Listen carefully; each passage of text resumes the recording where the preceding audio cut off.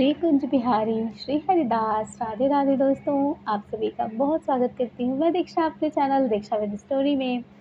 आशा यही करती हूँ भक्तों कि आप सब लड्डू गोपाल जी की कृपा से बहुत अच्छे होंगे और आप सबके ऊपर लड्डू गोपाल जी की कृपा सदा सर्वदा के लिए बनी रहे। दोस्तों, चलिए आज मैं आपको दोस्तों लड्डू गोपाल जी की एक ऐसी लीला कथा सुनाने जा रही हूँ जिसे सुन करके ना आपका माथा चकरा जाएगा। आप ये सोचने पर मजबूर हो जाएंगे कि कैसी-कैसी लीलाएँ हमारे कान्हा जी करते हैं और क्यों करते हैं ऐसी लीलाएँ। कभी-कभी तो हमारे जो भक्त होते हैं, हम सबको समझ में ही नहीं आता कि हमारे लाला ने ऐसी लीलाएँ क्यों की, कैसे की, ये तो बस हमारे मुरलीधर ही जानते हैं। तो चलिए दोस्तों, देर ना करते हुए आज की लीला कथा शुरू करते हैं। तो लीला कथा शुरू करने से पहले अगर आप सभी मेरे चैनल पर नए हैं तो सब्सक्राइब कर दीजिएगा, वीडियो को लाइक कर दीजिएगा और शेयर अवश्य कीजिएगा दोस्तों, क्योंकि लड्डू गोपाल जी की कहानियाँ सब तक पहुँचे और सबके पास लड्डू गोपाल जी की कृपा सब पर बनी रहे। तो चलिए शुरू करते हैं। दोस्तों, आज की लीला कथा मुझे भेजी है रायगढ़ से कंचन मिश्रा जी ने। कंचन मिश्रा जी हैं, एक हाउसवाइफ हैं। उनके हस्बैंड हैं, बैंक में जॉब करते हैं। डाकघर का जो बैंक होता है छोटा सा, उसमें वो जॉब करते हैं और उनके बच्चे बड़े हुए हैं। तो उन्हीं की ये कथा है दोस्तों। तो कंचन मिश्रा जी ने ही मुझे अपनी ही लीला कथा मुझे भेजी है दोस्तों। तो चलिए शुरू करते हैं। दोस्तों, ये घटना कंचन जी कहती हैं कि 2002 की है, बहुत वक्त पहले की है। वो कहती हैं कि आज से 22 साल पहले कुछ ऐसा घटित हुआ था हमारे ही घर में, जिसे आज सोच करके भी रूह काँप उठती है हमारी। तो कंचन जी कहती हैं कि हमारे घर में हम एक बहुत संपन्न परिवार से हैं। हमारे पास किसी भी चीज़ की कोई कमी नहीं है, हमारे लड्डू गोपाल जी की वजह से। हमारे घर में खुशियाँ हैं, सुख समृद्धि, धन वैभव सब कुछ है, कभी किसी चीज़ की कमी नहीं है। और क्योंकि मैं हमेशा भगवान की पूजा, घर में हर चीज़ ऐसी मैं कोई चीज़ करती ही नहीं हूँ जिससे ऐसा लगता है कि हमारे घर में कोई दुःख या बाधा आए। लेकिन वो कहती हैं कि ना जाने कैसे हमारे परिवार पर एक बार एक ऐसी विपत्ति आ गई, जिसे सोच कर के भी हम सोचना नहीं चाहते। तो कंचन जी कहती हैं कि मेरा एक बेटा है और मेरी एक बेटी है। मेरा बेटा है जो छोटा था उस टाइम, मतलब उस टाइम पर वो छोटा था, वो 6 साल का था। तो उनके घर में लड्डू गोपाल जी की बहुत सेवा होती थी। यहाँ तक कि बिल्कुल एक ऐसी सेवा होती थी जिसे शायद कंचन जी कहती हैं कि मैं और आप आज के डेट में करना बहुत मुश्किल है। वो कहती हैं कि मैं अब खुद नहीं कर पाती। वो कहती हैं कि मैं लड्डू गोपाल जी के लिए मैंने क्या सेवा करी है, ये सिर्फ़ मेरे कान्हा ही जानते हैं। वो कहती हैं कि लड्डू गोपाल जी की मैं बहुत ख़्याल रखती थी, बहुत ज़्यादा ख़्याल रखती थी और आज भी उनकी पूजा सेवा उतनी ही करती हूँ। लेकिन उस समय पे वो कहती हैं कि मैं लड्डू गोपाल जी, मेरी शादी हुई थी, मुझे लगा कि मेरे बच्चे हो जाएँ फिर मैं लड्डू गोपाल जी लेकर के आऊँगी और मैंने ऐसा ही किया। वो कहती हैं जब मेरा बेटा 2 साल का था तो मैं लड्डू गोपाल जी लेकर आई और मैंने अपने लड्डू गोपाल जी को अपने घर का सदस्य बना लिया। मैंने उनको अपना भाई बना लिया और मेरे भाई मेरे साथ हमेशा रहे। हमारे घर में हर चीज़ों की, किसी भी चीज़ की कमी नहीं हुई, सुख समृद्धि से सदा भरता चला गया जब से हमारे लड्डू गोपाल जी हमारे घर आए थे। उसके बाद वो कहती हैं कंचन जी कि हमारे घर में तो किसी चीज़ की कमी थी नहीं, लेकिन एक बार की बात है। वो कहती हैं कि मेरा बेटा स्कूल गया हुआ था। स्कूल से आता है, स्कूल बस होती है, स्कूल बस से वो आता है। आने के बाद उसको बहुत ज़्यादा, मतलब पूरे शरीर में दर्द होने लगता है। दर्द होने लगता है बहुत ज़्यादा, तो वो मुझसे बताता है कि मम्मी मुझे बहुत दर्द हो रहा है। वो कहती हैं कि बेटा मैं तुम्हें कुछ दवाइयाँ खिला देती हूँ, खा के आराम कर लो। इतना कह कर के वो कहती हैं कि मैंने दवाइयों के लिए उससे कहा और उसने दवाई मैंने खिलाई भी उसे, अपने बेटे को। मैंने कुछ खाने के लिए खिलाया, उसके बाद मैंने उसे दवाई भी खिलाई। दवाई खिलाने के बाद मैंने उसे लिटा दिया। लिटाने के बाद वो सो गया और मैं बाकी कामों में करने लग गई। उसके बाद दोस्तों कहती हैं कंचन जी कि जब मैं उनको लिटा देती हूँ, लेटने के बाद मेरा बेटा लेटा हुआ था, उसके बाद मैं अपने सारे कामों को निपटा कर के जब मैं वहाँ पर पहुँचती हूँ, तो मेरे बेटे की ऐसी हालत देख कर के मेरी रूह काँप गई। मेरे बेटे के पूरे शरीर में चेचक के बड़े-बड़े दाने निकल आए थे। दोस्तों, चेचक वही होता है जिसको हमारे यहाँ बड़ी माता भी बोलते हैं। तो कहती हैं चेचक के दाने निकल आए, ये देख कर के मैं तो बिल्कुल हैरान रह गई। मेरी आँखों में आँसू आ गए। वो भी इतने बड़े-बड़े दाने जिससे मैं कभी सोच भी नहीं सकती थी। मेरा बेटा दर्द से कराह रहा था, ना जाने क्यों अचानक से ऐसा हो गया। मैंने तुरंत उसके लिए एक कमरा ठीक करवाया, वहाँ पर साफ-सफाई करवाई। वहाँ पर एक मैंने सफ़ेद कलर का चद्दर डलवाया और मैंने वहाँ पर बहुत सारी नीम की पत्तियाँ बिछा कर के मैंने अपने बेटे को वहाँ पर लिटाया। शाम को मेरे हस्बैंड आते हैं, मैं उनसे सारी बातें बताती हूँ और दिखाती हूँ। मेरे हस्बैंड भी देख कर के बिल्कुल हैरान हो गए थे कि इतना बड़ा कैसे हो सकता है? उस समय हमेशा हर किसी को माताजी निकलती रहती थीं। वो कहती थी कि हमारे यहाँ बड़ी माता निकली थी और बड़ी माता ही आई हुई थी। उसके बाद कंचन कहती हैं कि मेरे मेरे बेटे को की हालत बहुत ख़राब थी, बहुत ज़्यादा ख़राब थी। कुछ लोग कहते थे कि हॉस्पिटल लेकर के जाओ, ये ऐसे सही नहीं होगा। उसके बाद कंचन कहती हैं कि मैं हॉस्पिटल लेकर के नहीं जाती थी, क्योंकि वो कहती हैं हमारे गाँव में जब कभी ऐसा होता था, तो हम लोग जो नीम की पत्ती होती है, क्योंकि वो खुजली बहुत कर जो निकल आती हैं तो खुजली बहुत होता है, तो कहती हैं हम नीम के पत्ते से खुजलाते हैं। हम किसी को चप्पल पहन कर के उस बिस्तर को छूने तक नहीं देते हैं। 3 दिन हम उनको ऐसे ही करके उसके बाद तीसरे दिन हम दूब और हल्दी से उनका लेपन करते हैं। तब जाकर माता रानी खुशी-खुशी हमारे घर से चली जाती हैं। ये सुन कर के कंचन जी कहती हैं कि ये सुन कर के जो लोग कह रहे थे कि हॉस्पिटल लेकर के जाओ, उन्होंने फिर कुछ भी नहीं कहा। उन्होंने कहा तुम्हारी मर्ज़ी, लेकिन मैं कहूँगी कि इन्हें हॉस्पिटल लेकर जाओ, क्योंकि इन्हें चेचक हुआ है। तो कहती थी कि नहीं, चेचक नहीं है, ये बड़ी माता हैं और ये बहुत जल्दी ठीक हो जाएँगी, तुम आप लोग परेशान मत होइए। उसके बाद कंचन कहती हैं कि मैंने अपने बेटे का बहुत ख़्याल रखा, बहुत ख़्याल रखा। मेरा बेटा 3 से 4 दिन ऐसे ही बुखार से तड़पता रहा, ना वो कुछ खाता था, ना पीता था। मेरा भी किसी चीज़ में मन नहीं लगता था। मेरे लड्डू गोपाल जी के आगे मैं जा कर के उनसे हाथ जोड़कर कहती थी कि कन्हैया, मेरे बे में आप मेरे भाई हो और मुझे अपने बेटे का दर्द देखा नहीं जा रहा है। मैं क्या करूँ? मुझे कुछ भी समझ नहीं आ रहा है। उसके बाद वो कहती हैं कि हे कन्हैया, बस वो इतना ही बोलती हैं दोस्तों। हमेशा वो यही कहती थी कि हे कन्हैया, मेरे बेटे के सारे दुखों को हर लो ना, मेरे बेटे के सारे दुखों को हर लो। तुम तो मेरे भाई हो ना, तुम्हें नहीं दिख रहा है कि तुम्हारी बहन कितनी तकलीफ़ में है? बस उन्होंने इतना ही बोला था दोस्तों। उसके बाद फिर 2 से 4 दिन से 5 दिन बीत जाते हैं। उन्होंने फिर जैसे वो उनके घर में होता था, उन्होंने दूब और हल्दी का लेपन किया। लेपन करने के बाद उनका पूजा चढ़ाया। पूजा चढ़ाने के बाद उनको चावल और दही से ठंडा किया। ठंडा करने के बाद उनके घर से देवी मैया, उनकी जो बेटी थी, इनके बाद से उसके ऊपर चली जाती हैं। उनकी बेटी को भी निकल आती हैं। बेटी से भी अब बहुत ज़्यादा वो परेशान हो गई थी। आप ये कह लीजिए दोस्तों कि कंचन कहती हैं कि दीदी, मैं इतनी ज़्यादा परेशान हो गई थी ना, मुझे ना खाने की सुध थी और ना खाना बनाने की सुध थी। मेरे हस्बैंड कैसे-तैसे कर के वो खाने-पीने को लेकर के चले जाते थे, नहीं तो वो वहीं पर खा लेते थे। और आप ये कह लीजिए कि कुछ ऐसी चीज़ें थी घर में जिस वज़ह से मेरा भूख मन भी नहीं करता था, हमें भूख ही नहीं लगा करती थी। मेरे हस्बैंड भी ऐसे 2-2 दिन तक बिना खाए रह जाते थे। उसके बाद वो कहती हैं कि जब मेरी बेटी को ठीक हुआ, तो उसके बाद जो बड़ी माता है ना, वो सीधे मेरे ऊपर आ जाती हैं। मुझे भी जगह-जगह पे दाने पड़ने लगे थे। मैंने जब अपने आप को भी दिखाया, क्योंकि वो कहती हमारे यहाँ मालन आती हैं, मालन को भी उन्होंने दिखाया। उसके बाद दिखाया तो अब जब वो बीमार हो जाती हैं, मतलब वो भी बिस्तर पर लेट जाती हैं, दोनों बच्चे थे, बच्चे क्या करते, हस्बैंड की भी नौकरी थी। अब उनको भी कुछ समझ में नहीं आ रहा था कि वो क्या करें। वो लड्डू गोपाल जी की तब भी सेवा करती थी दोस्तों। वो कहती थी कि मैं उठ नहीं पाती थी दीदी, मेरे अंदर ताकत नहीं होती थी। मैं जब लड्डू गोपाल जी को वस्त्र पहनाती थी, तो उनके हाथ के छाले फूट जाते थे। लेकिन वो कहती हैं कि मैं 1-2 दिन तो मैंने किसी तरह से करके किया, लेकिन तीसरे दिन मेरे अंदर इतनी हिम्मत नहीं हुई कि मैं उठ कर के लड्डू गोपाल जी की सेवा कर सकूँ।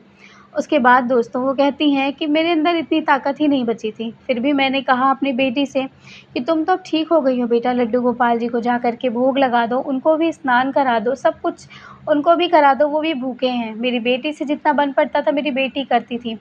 उसके बाद दोस्तों बस वो हाथ जोड़ कर के कहती थी कि हे कन्हैया, मेरे सारे दुःख हर लो ना, मेरे सारे दुःख हर लो कान्हा, मेरे सारे दुःख हर लो। बस वो यही बातें हमेशा कहा करती थी।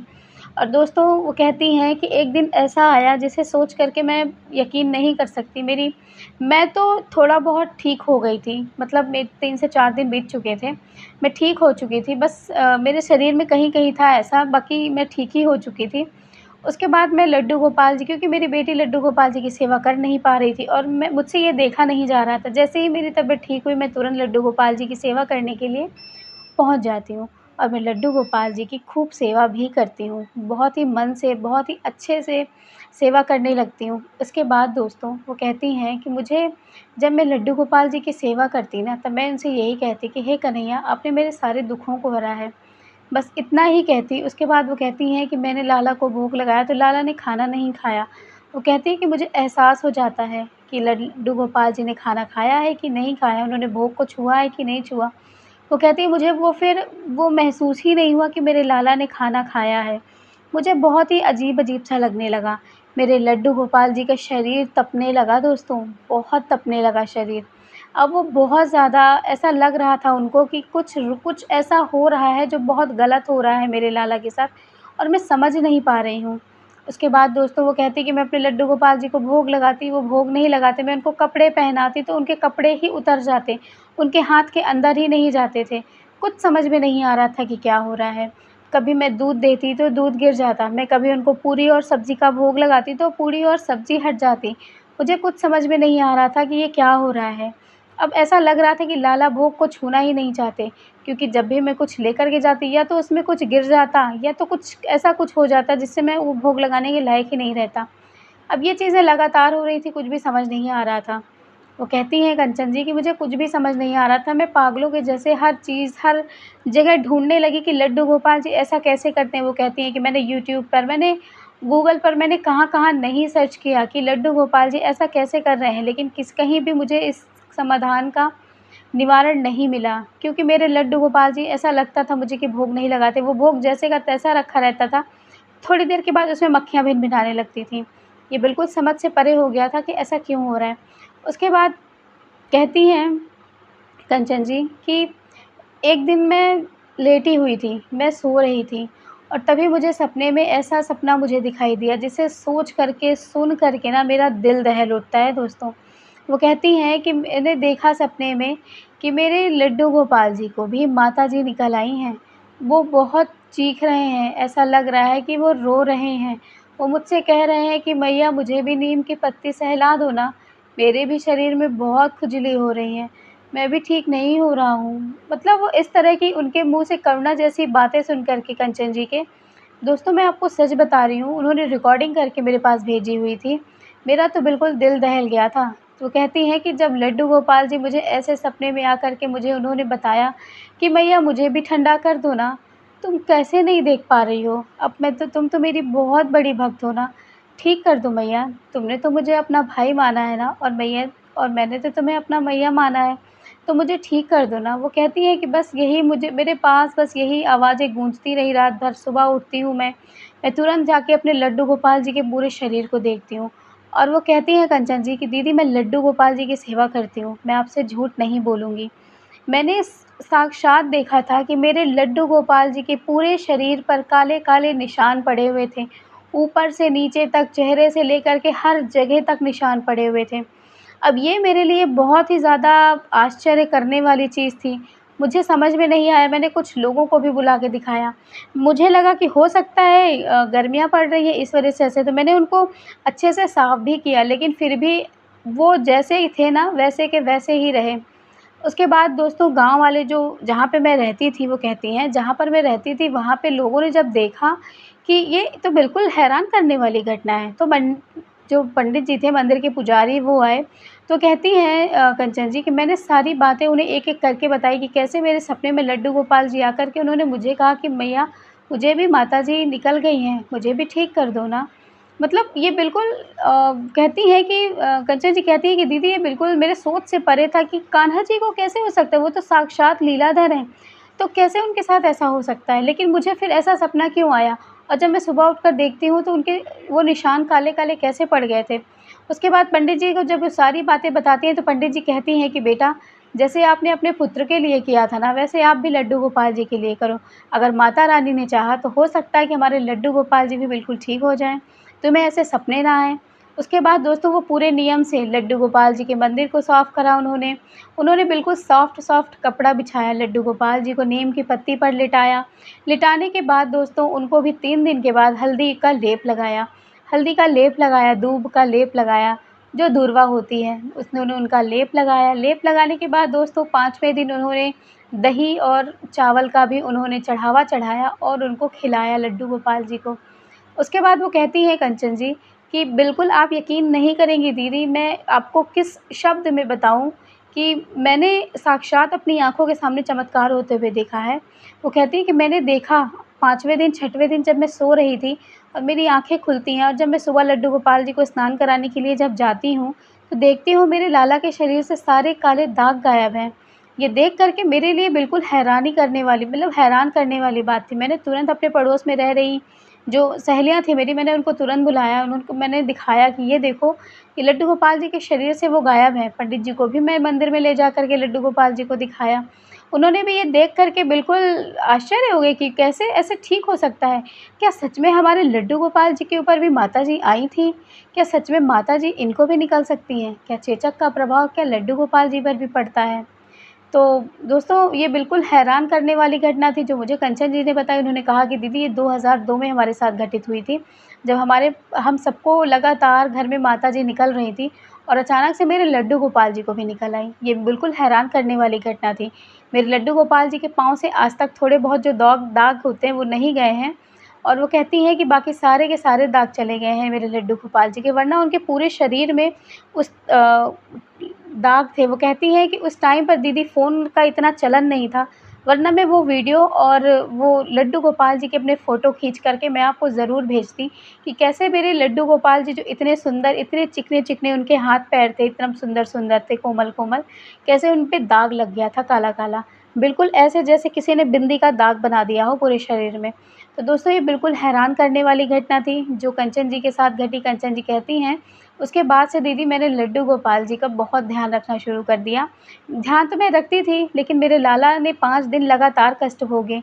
मुझे ये बिल्कुल सहन नहीं हुआ, मैं भी बहुत रोती थी अपने लाला के लिए और अंत में मेरे लाला बिल्कुल ठीक हो गए, मेरा बेटा भी ठीक हो गया, मेरी बेटी भी ठीक हुई और मैं भी ठीक हुई। मेरे हस्बैंड बचे हुए थे, उनको कुछ भी नहीं हुआ था क्योंकि कहते हैं कि थोड़ा-सा छुआ-छूत से भी होता है, क्योंकि हम अगर किसी को छू लेते हैं, तो हो सकता है कि ये अगले के शरीर में पहुँच जाए। लेकिन दोस्तों, लड्डू गोपाल जी को कैसे हो सकता है? आप ही बताइए। क्या ये भाव था सिर्फ़ कंचन जी का? क्या उनके मन में ये सिर्फ़ एक भाव जागृत हुआ था कि हमारे लड्डू गोपाल जी को भी माताजी आई हैं? या क्या था? क्या सच में लड्डू गोपाल जी के साथ ऐसा हुआ था? ये तो हमारे लीलाधर ही जाने कि वो अपने अपने भक्तों के साथ-साथ अपने अपने साथ भी कैसी-कैसी लीलाएँ कर जाते हैं। इसे हम और आप कभी समझ ही नहीं सकते दोस्तों। तो कंचन जी ने मुझे ये घटना भेजी जो मुझे सुन कर के बिल्कुल मैं आश्चर्य क्या मैं दंग रह गई। ऐसा मैंने बहुत सारे लड्डू गोपाल जी की कहानियाँ सुनी हैं दोस्तों, लेकिन ऐसी कहानी मैंने कभी नहीं सुनी। मैंने लड्डू गोपाल जी के बारे में ऐसी सत्य घटना मैं अपने जीवन में पहली बार सुन रही हूँ और शायद किसी ने कभी सुनी होगी, जो आज मैं आप लोगों को सुना रही हूँ। तो कंचन जी, आपका बहुत-बहुत धन्यवाद कि आपने अपने साथ वो इतने साल पहले घटित हुई घटना आप मुझे बता रही हैं, जो मुझे सुन कर के बहुत ज़्यादा मतलब खुशी हुई और लड्डू गोपाल जी के बारे में भी जानकारी हुई कि हम जब लड्डू गोपाल जी को अपना समझने लगते हैं ना, अपना मानने लगते हैं, अपना परिवार बना लेते हैं ना, तो उनके ऊपर भी अगर कुछ भी हो, जब उन्हें प्यास लग सकती है, उन्हें भूख लग सकती है, उनको बुखार आ सकता है, तो उनके ऊपर इसका प्रभाव क्यों नहीं हो सकता? मैं बिल्कुल इस चीज़ को मानती हूँ दोस्तों, क्योंकि मेरे साथ ऐसे बहुत सारे चमत्कार मेरे कन्हैया ने किए हैं ना, जिसे मैं आपको बताते जाऊँगी ना तो वो कम पड़ जाएँगे, क्योंकि मेरे साथ मेरे लड्डू गोपाल ने बहुत चमत्कार किए हैं। और जब भी मैं कभी कहानियाँ लड्डू गोपाल जी की कहती हूँ ना, तो मैं अपने लाला को अपने सामने बिठा कर के कहती हूँ कि हे लाला, मैं तुम्हारी ही कहानियाँ लोगों के द्वारा भेजे गए लोगों से मैं तुम्हारी ही कहानियाँ सुन रही हूँ और तुमको भी सुना कर के अपने यूट्यूब चैनल पे अपलोड कर रही हूँ। मेरे लाला भी मेरी कहानियाँ सुनते हैं, जो लोग भेजते हैं मुझे और मैं आप लोगों को सुनाती हूँ, क्योंकि मेरे लाला मेरे सामने बैठे रहते हैं। तो दोस्तों, आज की थी लीला कथा आप सभी को कैसी लगी ज़रूर बताइएगा।